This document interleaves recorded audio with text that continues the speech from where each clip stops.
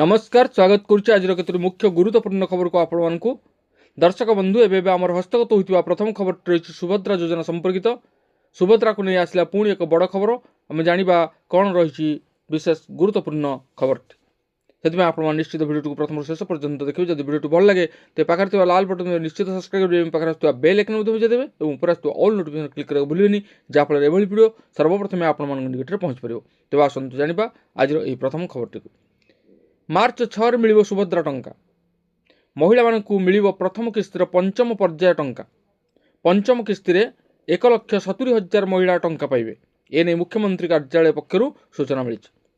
एहार दिनक पर अर्थात मार्च 8 तारिख रे 1 कोटी महिला द्वितीय किस्ति टंका मिलिबो।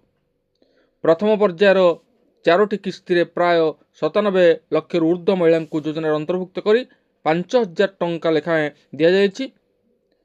एनपीसीआर ठीक होइतिबारु 2 लाख ऊर्ध्व महिला पुणी सुभद्रा योजना सामिल करी कोटी हिताधिकारी द्वितीय पर्याय किस्ति टंका दियाजिबो। मुख्यमंत्री मोहन चरण माझी ब्रह्मपुर एक स्वतंत्र कार्यक्रम आयोजन करी हिताधिकारी बैंक खाता को टंका हस्तांतर करियो बोली उपमुख्यमंत्री तथा महिला और शिशु विकास मंत्री प्रभाती परिडा कहिसेंति। परवर्ती खबर रही कालीठार हाफ डे स्कूल केवल एही छात्र छात्री मानक पई कहीं बड़ घोषणा कले सरकार। छात्र छात्री मानक एक खुशी खबर छात्र छात्री हाफ डे स्कूल करने को निर्देश दि जाए। साधारणतः स्कूल पिला मानकु मार्च 15 तारिख हाफ डे श्रेणी करने नहीं घोषणा होता किंतु एथर सरकार टिके पूर्वर स्कूल बंद घोषणा करथिले। सरकार शनिवार दिन रमजान मासर राज्यर उर्दू माध्यम विद्यालय अन्य विद्यालय उर्दू माध्यम विभाग मध्यम विद्यालय उर्दू माध्यम विभाग एवं डीआईईटी उर्दू माध्यम विभाग पाई अधा दिन स्कूल समय घोषणा कर।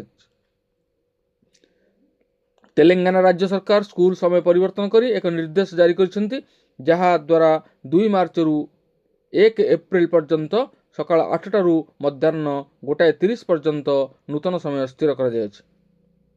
यही समय सरकार रमजान मासर 2 रु 31 मार्च पर्यंत दुकान गुड़ी को 24 घंटा खोला रखा अनुमति देते।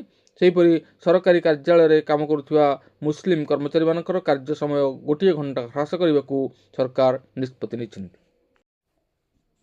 परवर्ती खबर रही मुख्यमंत्री मोहन यादव बड़ घोषणा मध्य प्रदेश चाषी मानक पई बीजेपी सरकार बड़ घोषणा करछिंती। चाषी को मात्र 5 टंकार विद्युत संयोग दिया एभली किसी घोषणा करछिंती मुख्यमंत्री मोहन यादव कहते जे राज्यर चाषी मानक 5 टंकार स्थायी विद्युत संयोग दिज्व। यह सहित चाषी मान क्षेत्र को जलसेचन करने पानी उत्तम व्यवस्था कर। भोपाल चाषी मान संबोधित कर मुख्यमंत्री मोहन यादव कहते मध्य प्रदेश केंद्रीय विद्युत बंटन कंपनी खूब शीघ्र यह योजना आरंभ करेंगे। जो चाषी मान स्थायी विद्युत संयोग ना से 5 टंकार यह सुविधा दिज्व। आम कृषक मान जीवन को उन्नत करने को चाहूँ। मुख्यमंत्री मोहन यादव कहते सरकार जलसेचन पाई सोलार पंप माध्यम चाषी मान विद्युत संबंधी समस्या मुक्त करने को चाहते। आसंता 3 वर्ष मध्य चाषी मान 30 लाख सौर जलसेचन पंप उपलब्ध कर सरकार चाषी मान सौर शक्ति किणवे। यह सहित से दाबी करछन्ति कांग्रेस क्षमतार थिबा समय गाँव में उपयुक्त भित्तिभूमि विद्युत एवं रास्ता नथिला किंतु बीजेपी शासन परिस्थिति उन्नति आसी। परवर्ती खबर रही मार्च आरंभ राज्यर उपरमुहा होईछि ताती। गतकाली राज्य में 10 सहर तापमात्रा 37 डिग्री उपर रही 38.2 डिग्री सह बौद्ध सबुठ उत्तप्त सहर पलटि। सेहीपरि बलांगीर 38.1 अनुगुल 37.9 टिटलागढ़ 37.6 भद्रक 37.5 झारसुगुड़ा 37.5 डिग्री सर्वोच्च तापमात्रा रेकर्ड होइछि। राजधानी भुवनेश्वर में गतकाली 36.1 डिग्री थिला सर्वोच्च तापमात्रा। फेब्रुआरी शेष सप्ताह मार्च आरंभ मध्य प्रतिदिन पारद उपरमुहा हेबार लगी।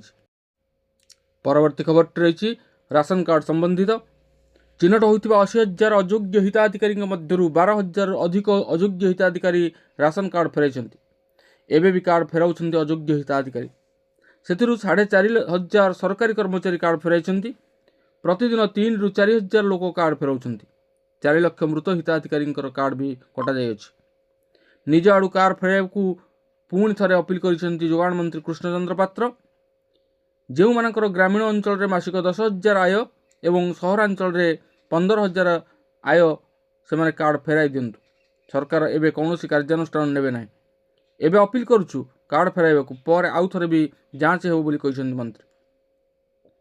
ଗତକାଲି ପୋର୍ଟାଲ ଖୋଲିବା ପରେ 1,500 ନୂଆ ଆବେଦନ କରିଛନ୍ତି। ପୂର୍ବରୁ 6 ଲକ୍ଷ ଆବେଦନକାରୀ ଅପେକ୍ଷାରେ ଅଛନ୍ତି। ସେମାନଙ୍କୁ ଖୁବ୍ ଶୀଘ୍ର କାର୍ଡ଼ ଦେବା ପ୍ରକ୍ରିୟା ଆରମ୍ଭ ହେବ। ଆୟକର ରିଟର୍ଣ୍ଣ ଦାଖଲ କରିବା ହିତାଧିକାରୀଙ୍କର ମଧ୍ୟ ଫିଜିକାଲ ଭେରିଫିକେସନ କରି କାର୍ଡ଼ କଟାଯିବ ବୋଲି କହିଛନ୍ତି ଯୋଗାଣ ମନ୍ତ୍ରୀ କୃଷ୍ଣଚନ୍ଦ୍ର ପାତ୍ର। ପରବର୍ତ୍ତୀ ଖବରଟି ରହିଛି, ଆସନ୍ତା ଏପ୍ରିଲ 1ରୁ ରାଜ୍ୟରେ ଲାଗୁ ହେବ ଆଇନଜୀବୀ କଲ୍ୟାଣ କର୍ପସ ଫଣ୍ଡ ଆଇନ 2020। ଏହି ଆଇନ ବଳରେ ଓକିଲାତିନାମା ସହିତ ଲାଗିବ 100 ଟଙ୍କାର କର୍ପସ ଫଣ୍ଡ ଷ୍ଟାମ୍ପ। ନୂଆ ମାମଲା ରୁଜୁ କଲେ ଏପ୍ରିଲ 1ରୁ ଲାଗିବ 100 ଟଙ୍କାର କର୍ପସ ଷ୍ଟାମ୍ପ। ଏହି ଟଙ୍କା ରାଜ୍ୟର ଆଇନଜୀବୀମାନଙ୍କର କଲ୍ୟାଣ ପାଇଁ ବିନିଯୋଗ ହେବ। ଆଦାୟ ଅର୍ଥର 20% ସମ୍ପୃକ୍ତ ବାର ଆସୋସିଏସନକୁ ଯିବ ବୋଲି ନିଷ୍ପତ୍ତି ନିଆଯାଇଛି। 79% ଓକିଲଙ୍କ କଲ୍ୟାଣ ପାଇଁ ବିନିଯୋଗ ହେବାର ରହିଛି। ଏଥିରୁ 4% ପଞ୍ଜୀକୃତ ବାର ଆସୋସିଏସନ ଲାଇବ୍ରେରୀ ନବୀକରଣ, 3% କନିଷ୍ଠ ଅଧିବକ୍ତାଙ୍କ ସହାୟତା, 12% ଅଧିବକ୍ତାଙ୍କ ଚିକିତ୍ସା, 10% ମୃତକାଳୀନ ସହାୟତା, 10% ଜରୁରୀକାଳୀନ ପରିସ୍ଥିତି ଓ 20% ଓଡ଼ିଶା ଆଇନଜୀବୀ ପରିଷଦର ସାମୂହିକ ଖର୍ଚ୍ଚ ନିମନ୍ତେ ବିନିଯୋଗ କରାଯିବ। ଏହା ସହିତ ଆଇନଜୀବୀ ହାର୍ଟ, କିଡନୀ, ଲିଭର ଭଳି ରୋଗରେ ପୀଡ଼ିତ ହେଲେ ଚିକିତ୍ସା ପାଇଁ ସ୍ୱତନ୍ତ୍ର ଅନୁଦାନ ବ୍ୟବସ୍ଥା ରହିଛି। ବକେୟା 1% ରାଜ୍ୟ ଆଇନଜୀବୀ ପରିଷଦ ପାଠାଗାର ପାଇଁ ବିନିଯୋଗ ହେବ ବୋଲି ରାଜ୍ୟ ଆଇନଜୀବୀ ପରିଷଦ ପକ୍ଷରୁ ଆୟୋଜିତ ସାମ୍ବାଦିକ ସମ୍ମିଳନୀରେ ସୂଚନା ଦିଆଯାଇଛି। ତେବେ ଏ ଥିଲା ଆଜିର କେତୋଟି ବିଶେଷ ଗୁରୁତ୍ୱପୂର୍ଣ୍ଣ ଖବର। ଆଜି ପାଇଁ ଏତିକି। ପୁଣି ଦେଖା ହେବା ଆଗାମୀ ଭିଡ଼ିଓରେ। ରହୁଛି ଧନ୍ୟବାଦ, ନମସ୍କାର।